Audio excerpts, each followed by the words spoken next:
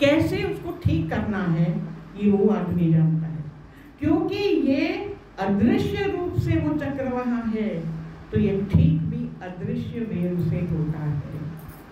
आपने पुराने हमारे संतों को देखा, कोई बीमार होता है तो दूर से यूं हाथ लगा देते हैं, लगाते भी नहीं हैं। फिजिकल टच हमारे संस्कृति में बहुत निकृष्ट माना जाता है। हम तो किसी को ग्रीट भी यूं गले मिलके या हाथ पकड़ के या करके नहीं करते, केवल अपना सर्किट रखते हैं। इस हाथ के जो एनर्जी निकल रही है वो इस हाथ से आएगी, हम यही कर लेते हैं। नोटिस किया किसी ने हमारे अभिवादन का क्या तरीका है? हमारी बॉडी के एनर्जी किसी दूसरे के एनर्जी में, और एनर्जी कौन सी? वो जो ऑरा फील्ड पूरी फैली है, केवल शरीर यहाँ तक नहीं है, ऑरा वहाँ तक फैला है। किसी अब दूसरे का क्या व्यवहार है, दूसरे को क्या बीमारी है, दूसरे की मानसिकता कैसी है, वो झगड़ालू है, वो गुस्सैल है, वो नकारा है, तो हम क्यों अपनी एनर्जी उसके साथ इंटरैक्ट करने दें? तो अपनी एनर्जी अपने अंदर बचा के रखो।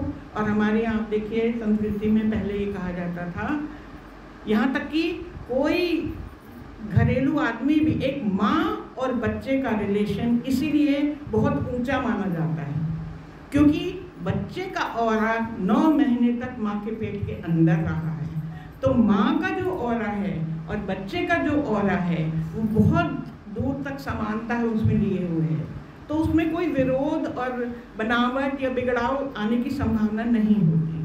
तो माँ लपेट सकती है, बच्चों को झुला ले, लिपटा ले, सब कुछ कर ले, लेकिन कोई भी अन्य व्यक्ति, आपका पति हो, आपका भाई हो, आपका बेटा हो, आपकी पड़ोसन हो, आपकी दोस्त हो, सहेली हो, आप उसके ऑरा की गारंटी नहीं ले सकते। हमारे ऑरा की गारंटी बस हमारे पास है। तो सबसे सुविधाजनक ये होता है कि आप अपने ऑरा में रहिए, आप अपने ऑरा में रहिए। इसलिए हमारे यहाँ बहुत ज़्यादा लिपटना झपटना ये सब बहुत अच्छा नहीं माने जाता। कोई एक्सप्लेन नहीं कर पाता कि क्यों, इसलिए कह दिया जाता कि ठीक नहीं है, लेकिन कारण यही है।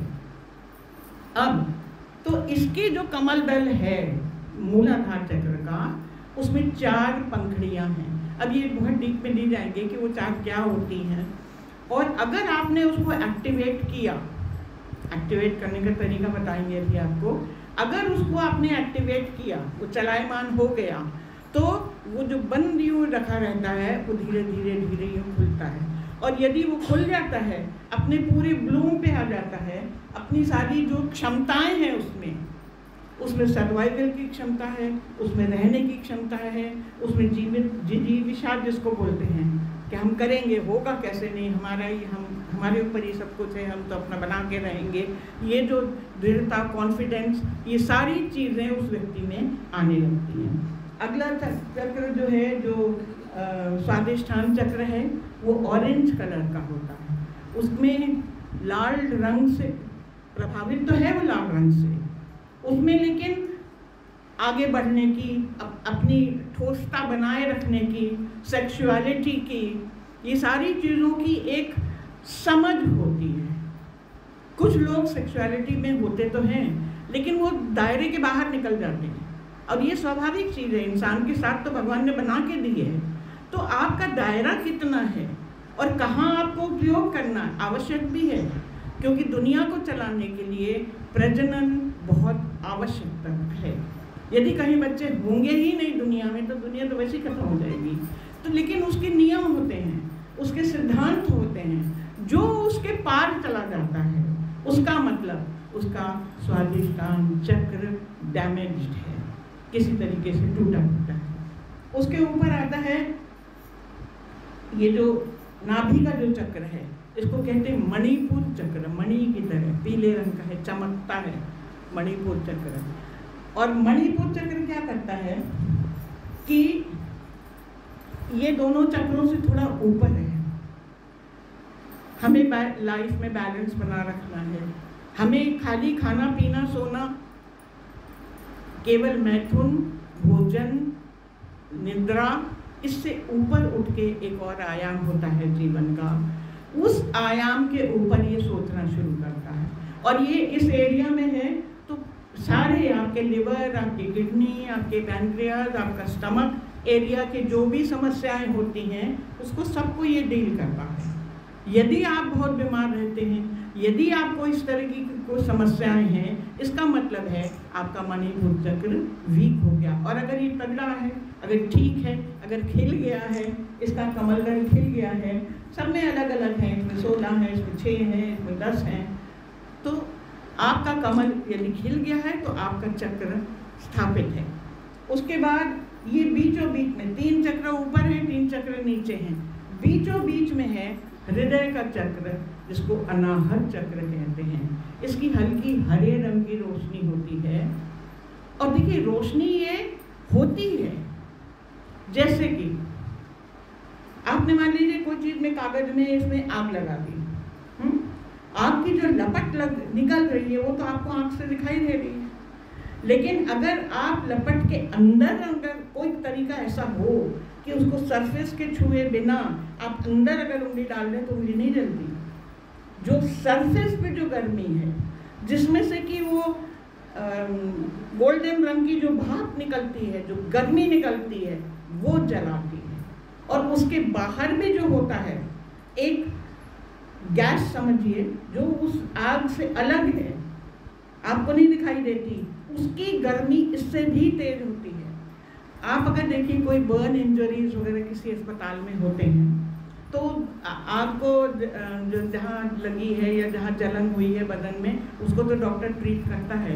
अब शुरू में तो कंबल वंबल ढक देते हैं वो लोग, क्योंकि ये भाई जो झुलसा है, जो लपट है, ये सब हट जाए। बाद में ट्रीटमेंट का सबसे घाव भरा है कि नहीं तरीका ये है कि घाव को खोल दिया जाए, जले हुए को खुले घाव, इन्फेक्शन ना लगे तो वो मच्छरदानी में या कोई कपड़ा वपड़ा चारों तरफ लगा देते हैं। क्यों खोल देते हैं? क्योंकि आग तो बुझ गई है, लेकिन आग के ऊपर की जो हल्की, जो अदृश्य, जो गैस नुमा जो चीज़ थी, वो अभी उसमें बरकरार है, आपको नहीं दिख रही।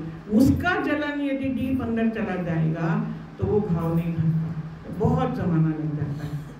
तो जो गहराई से जो चीज़ असर करती है वो इस चक्र का असर होता है। तो इसलिए इसका रंग ऐसा है। और हृदय चक्र में जो हरा रंग इसलिए दिखाते हैं कि ये प्रेम का, सहानुभूति का, सद्भावना का, इन सब चीज़ों की, जो जिनके कि अगर हार्ट चक्र वीक हो गया, फिजिकली तो ठीक होएगा, उस एरिया में जो कुछ है, लंग्स में प्रॉब्लम आ जाएगी, हार्ट में आ जाएगी, वो सब तो होगी, वो सब तो डॉक्टर ठीक कर देता है, लेकिन इसमें जो आपकी भावना है, जो आपके विचार हैं, वो सब बीमार हो जाते हैं, क्योंकि ये आपका चक्र सिस्टम आपका गलत हो गया।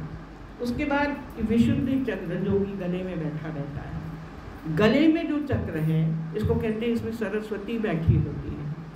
आप कुछ लोग होते हैं ना जो बोलते हैं तो सबको ध्यान से सुनता है, कुछ लोग आते ही हैं, बोलते हैं, गाते हैं, बड़ा मीठा, बड़ा अच्छा लगता है। बच्चों का विशुद्धि चक्र बहुत शुद्ध होता है और बड़े कुछ सालों तक, 3-4 साल तक बिगड़ता नहीं है, उसमें ज़रा भी दोष नहीं होता। उसके बाद भाषा नहीं है, उसके बाद भाव भी नहीं है, केवल विशुद्धि चक्र प्योर है। वो कुछ भी करेगा, बड़ा प्यारा लगता है, क्योंकि उसके विशुद्धि चक्र में शुद्धता है। यदि आप बोलना सीखना चाहते हैं या प्रभावी बनना चाहते हैं, देखिए कई नेता लोग हैं, कुछ कुछ बोलते रहते हैं, कुछ ध्यान नहीं देते, वो तो बुरे लगने लगते हैं, लेकिन एक आध नेता ऐसे होते हैं, कुछ भी बोलते लगता कि हाँ भाई बड़ा प्रभावी है। उनका विशुद्धि चक्र बहुत मजबूत होता है। उसके बाद जो आता है, विशुद्धि चक्र में बहुत सारे पेटल्स होते हैं, धीरे धीरे खुलते हैं अगर आप उसको ट्रेन करें तो। उसके बाद जो आज्ञा चक्र आता है, इसमें केवल 2 पेटल्स होते हैं और उसकी शक्ल ऐसे ही लंबी होती, आँख के तरह, और इसीलिए इसको तीसरा नेत्र भी कहते हैं। जैसे आँख का एक प्रोजेक्शन होता है, क्योंकि यहाँ पे जो अनदेखा है वो देखने की क्षमता आती है, जो आपको सामने नहीं देख रहा। जैसे मान लो ये बैठी हैं, हमने तो देख लिया, लेकिन हमारी अगर चक्षु हमारा खुला हुआ, हम समझ रहे हैं, हम जान रहे हैं ये कह रही पता नहीं भाई कितना और बोलेंगी, हमको तो कुछ समझ में नहीं आ रहा, इन्होंने कुछ कहा नहीं है, हमने कुछ सुना नहीं है। आज्ञा चक्र यदि किसी को अनदेखी बात को जो देखता है, जो शिव में थी, इसीलिए शिव को उनको दिखाते हैं ना, यहाँ एक नेत्र लगा हुआ है, आज्ञा चक्र जागृत है। तो जो चीज़ें, जो समस्याएं आपको कभी सामने दिखाई देती, कुछ लोगों को समझ में नहीं आता कि हमने क्या प्रॉब्लम करी है। ठीक है, अच्छा इतनी बात सबको समझ में आ रही है कि नहीं, ये बताओ। किसी को कोई दिक्कत है?